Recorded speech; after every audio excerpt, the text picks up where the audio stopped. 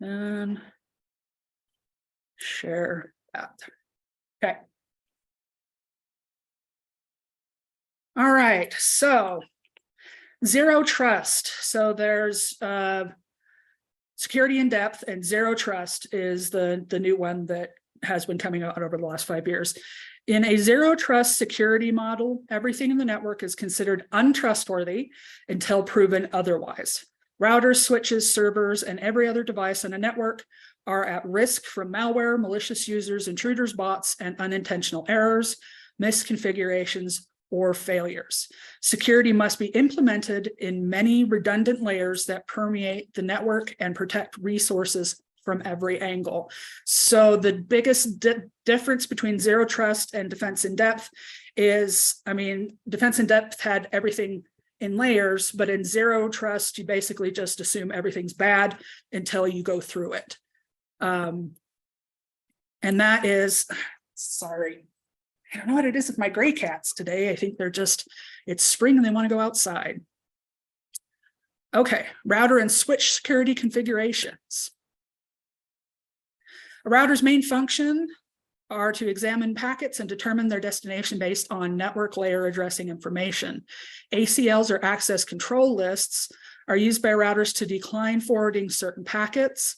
An ACL acts like a filter to instruct the router to permit or deny traffic according to one or more of the following variables: network layer protocol like IP or ICMP, transport layer protocols like TCP or UDP, source IP address, destination IP address, TCP or UDP port number. Each time a router receives a packet, it examines the packet and does the following: refers it to its ACL for permit deny criteria, drops the packet if any deny characteristics match, forwards the packet if permit characteristics match. If the packet does not match any criteria given, the packet is dropped. This is called the implicit deny rule. On most routers, each interface must be assigned a separate ACL. Different ACLs may be associated with inbound and outbound traffic. So here's just your graphic here. You have your entering interface, incoming packet, and then you have your first test, second test, third test, and then dumps it if it's got problems, and it goes onwards if it passes. The access list command is used to assign a statement to an already installed ACL. The command must identify the ACL and include a permit or deny argument. Example: to permit ICMP traffic from any IP address or network to any IP address or network, you have that access-list ACL to permit ICMP any. Example: to permit TCP traffic from 222 host machine to 5555 host machine, access list ACL2 permit TCP host, then you have your IP to host IP. ACLs do affect router performance. The more statements or tests a router must scan, the more time it takes the router to act. So that one's kind of self-explanatory. So basically, the more cycles it has to run, the more time it takes. The control plane refers to the decision-making layer of connected networking devices. So COPP, control plane policing, is a feature that can be used to rate limit traffic on the control plane and management plane of routers and switches. The following steps describe the process of configuring COPP on a switch or router. Define an ACL that will identify which traffic is relevant to your COPP policies. Create a class map, which will classify traffic according to defined criteria, such as an ACL. Match the class to your identified traffic using the match access group command. Exit class map configuration mode and create a policy map to enter PMAP configuration mode. The class command entered in PMAP configuration mode will pair the class map you created in your new policy map. And then here's just an explanation and a visual of your P-class configuration mode. All right, next, switch security configurations. Now, before we hit that, are there any questions router advertisement or RA guard. Clients have no way of authenticating RA messages to know which of these messages come from legitimate sources or from attackers.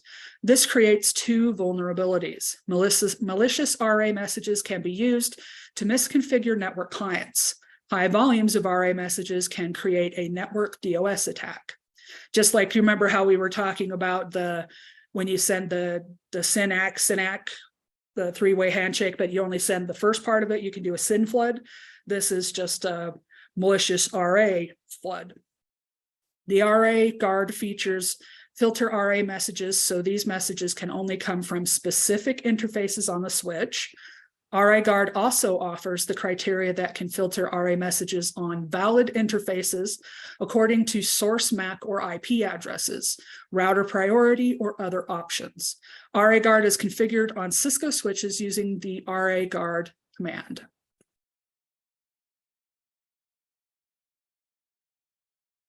Okay, so here is just an attacker sends an illegitimate RA message, and it's showing what happens.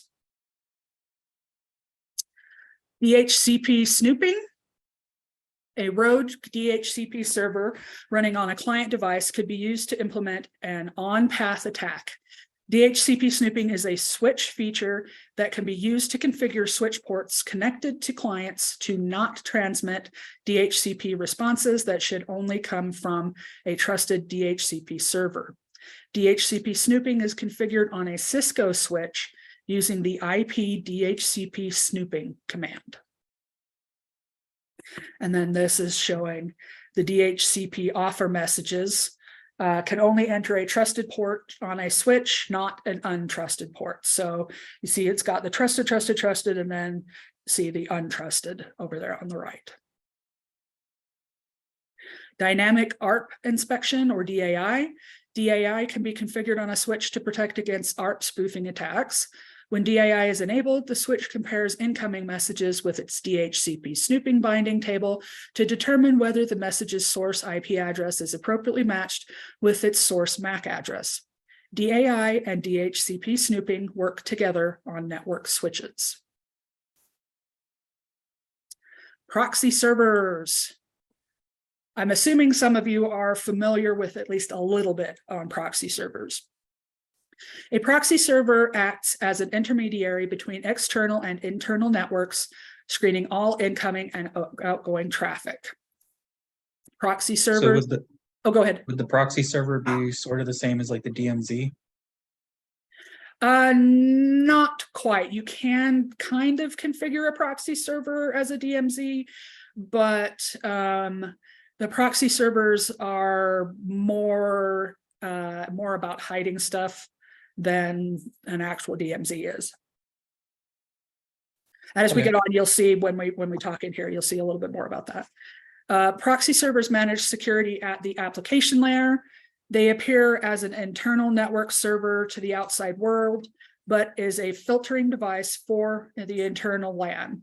One of its most important functions is preventing the outside world from discovering the address of the internal network. So there's your hiding of your stuff. A reverse proxy provides service to internet clients from servers on its own network. Reverse proxies provide identity protection for the servers rather than the client.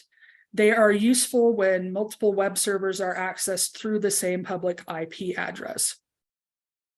So there's your router, firewall, proxy server, switch, workstations. Now you can put a proxy server in a DMZ, but you can't use it. In my opinion, it's not a good idea to only use a proxy server as like your only piece of a DMZ. Does that make sense? Sort of. Sort of. Okay. So what's the problem? What's not coming through? I think I'll get more as we keep moving along. Okay. But yeah. Yeah, proxy servers are basically just used to hide certain information from people, and they are in the DMZ, but they're not the only thing that can be out there.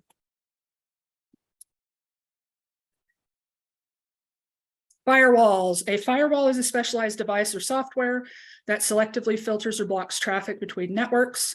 A firewall might be placed internally, residing between two interconnected private networks. More commonly, a firewall is placed between a private network and a public network or network-based firewall. May also see firewall features integrated into routers, switches, and other network devices. Other types of firewalls only protect the computer on which they are installed. Those are known as host-based firewalls. The simplest form of a firewall is a packet filtering firewall, which is a network device or application that examines the header of every packet it receives, which is the inbound traffic. It then refers to its ACL to determine if it needs to block traffic entering or exiting a LAN. So this is just a super simple explanation of where a firewall placement can be.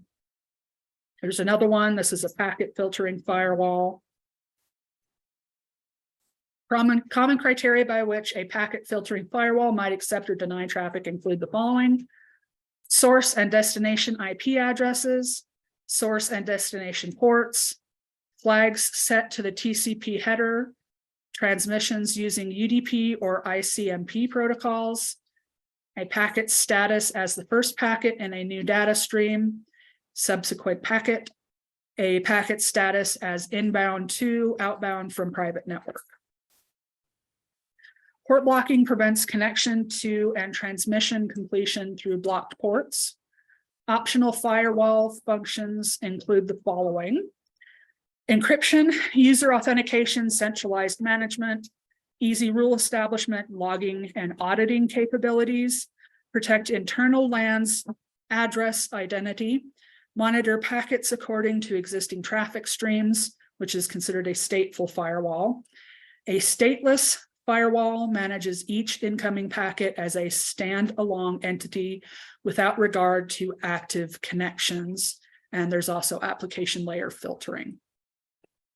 So do you guys understand what stateful and stateless mean as in regards to firewalls?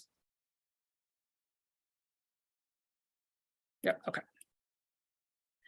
Firewall rules function similar to ACL rules. Yeah, stateful is active, basically.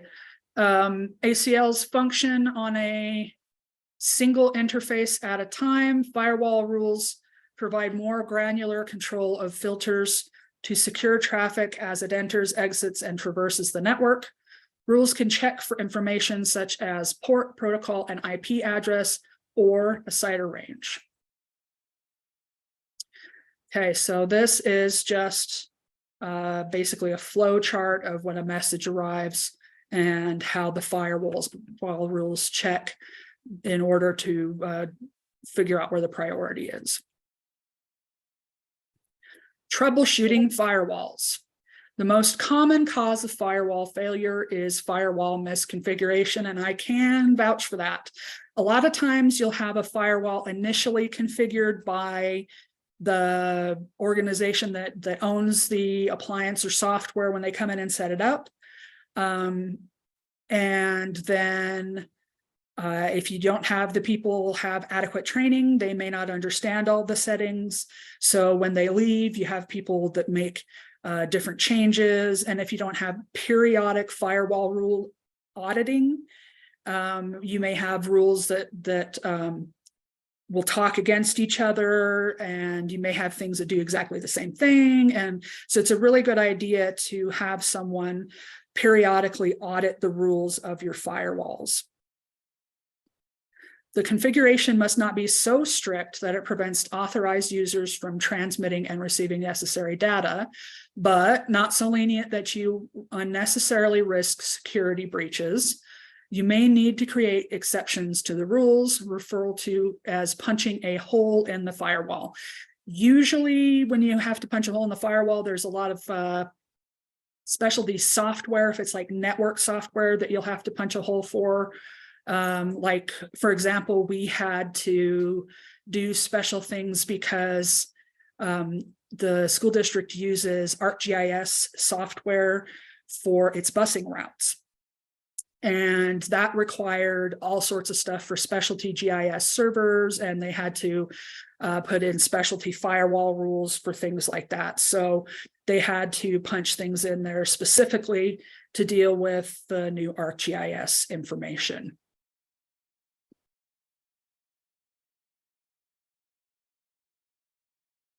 Okay, so there are all sorts of things. There's IDS, IPS, HIDS, and so we're going to start with this. This is an intrusion detection system.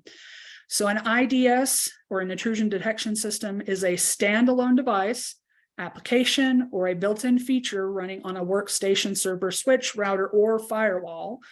This monitors network traffic and generates alerts about suspicious activity. Uses two primary methods for detecting threats: statistical anomaly detection and signature-based detection.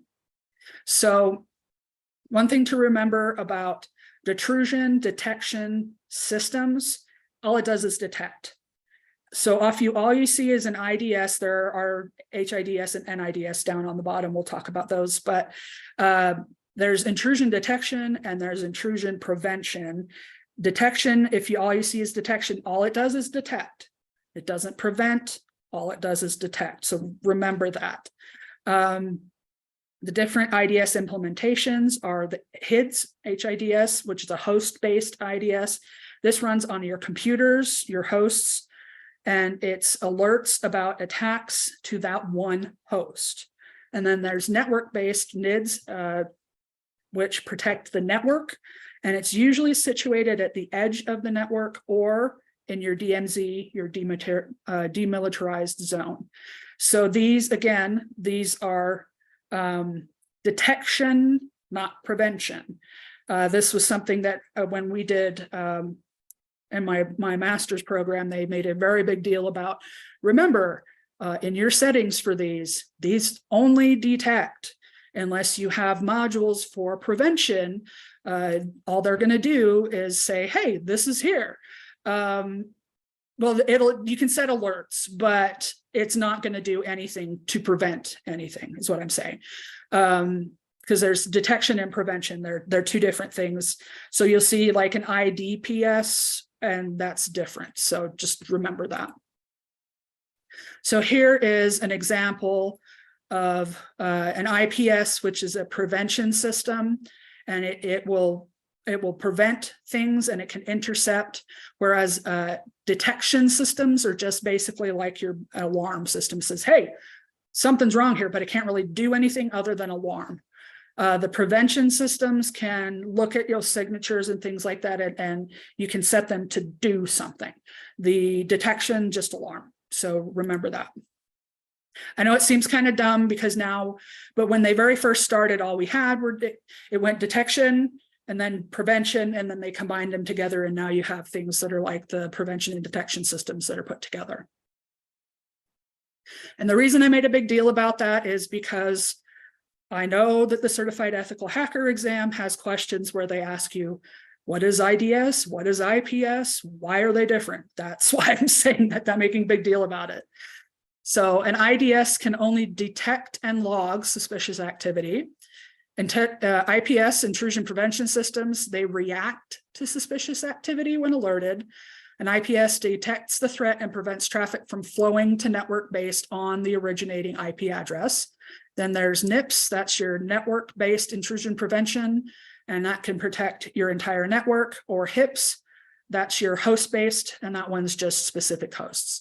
Now, there are some where you have a combination of host-based and network-based. It just depends on what their security stance is. So would a virus protection software be an HIDPS? It depends on how it is set up. And that's a good point. So some antivirus software just says, hey, you got an infection, and then relays the information. So that would be an IDS. Most of the modern stuff will say, I detected something, I prevented it from doing anything, and I quarantined it. So that's the one where you see the IDS, IPS combined. So it's kind of a combination of both of those. Okay, so here's your example. Internet edge router firewall. There's your network prevention system, another firewall router. Here's your internal private. And then you have, they have another one sitting here, and then they have a HIPS running down here on their server, which is just a host-based. And if you have a very sensitive server, sometimes they'll do those host-based ones just specifically for those servers. Or if you have like a special security station, they'll do that for those too. Cloud security technologies. Okay. Cloud platforms often embed security technologies within their services to protect against security challenges unique to the cloud. Most cloud security tools include granularity awareness and default configuration. And that is because they found very quickly that if they didn't do that, they lost a lot of money on having to fix things because the generic user very quickly got infections and problems. Cloud security works according to the shared responsibility model, meaning that the cloud provider is partially responsible for your cloud security and you're responsible for the rest of it. Knowledge check. Which device can be used to increase network performance by caching websites? Firewall, proxy server, IDS, or security group? What do you guys think? A, B, C, D. B, B, B, B. Good job. Very good. Okay. AAA, authentication, authorization, and accounting. Okay. This is something that you will see repetitively within security courses. So whenever you hear AAA, this is what it's talking about. Controlling access to a network and its resources consists of three major elements: authentication, the process of verifying user credentials to grant user access to secured resources. Authorization determines what the user can and cannot do with those resources. And accounting, to keep an account of the client system or network usage. Now, accounting directly ties into auditing. In order to have an auditing trail, which also allows you to say, yes, this person did that, this person did that, which is accountability of the users. So accounting, remember, is also part of the auditing. Yes, that's the other AAA. I was waiting for someone to catch up. Authentication. A user can be authenticated to a local device or to the network. Local authentication processes are performed on a local device. Usernames and passwords are stored locally, which has the following advantages and disadvantages. It is low security, convenience varies, and reliable backup access. With local authentication, every computer on the network is responsible for securing its own resources. In Windows, you can switch from local authentication to network authentication on the domain using the system's priority dialog box. You don't see a lot of local authentication, purely local authentication, except in really, really small user groups. A lot of them go network authentication because it's just very difficult to manage without having that. Network authentication and logon restrictions. You can harden your network by requiring secure passwords to authenticate to the network. Additional authentication restrictions that strengthen network security include time of day, total times logged in, source address, unsuccessful login attempts, and geographic location, which is geofencing. User access to network resources fall into one of two categories: the privilege or right to execute, install, and uninstall software, permission to read, modify, create, or delete files and folders. The most popular authorization method is RBAC, or role-based access control. With RBAC, a network administrator assigns privileges and permissions necessary for users within their roles/job duties. Administrators create groups associated with certain roles. With role separation, each user can only be a member of a single group. Now, I'm going to make a side note here. If you work in a workplace that does not have well-defined job duties, it is almost impossible to create really good network administrator privileges setups, because If they don't have a good set job duties thing already made up for all the different job duties, or it's constantly changing, then the administrator is going to be constantly going in and adjusting things. So be aware of that, as that can happen. Okay. Separation of duties refers to a division of labor that ensures no one person can single-handedly compromise the security of data, finances, or other resources. Sensitive privileges and responsibilities are distributed to multiple people. A log file viewer can be installed to make it easier to monitor log files for interesting or suspicious events. In Windows, use Event Viewer to view Windows logs. Remember, Event Viewer is your friend in security. There are lots of other ones, but Event Viewer is probably the first one that you're going to learn how to use if you're doing anything Windows related. SIEM, Security Information and Event Management Systems, can be configured to evaluate all log data, looking for significant events that require attention from the IT staff. A SIEM's effectiveness is determined by the amount of storage space needed for the amount of data generated. Network administrators can fine-tune a SIEM's configuration rules for specific needs.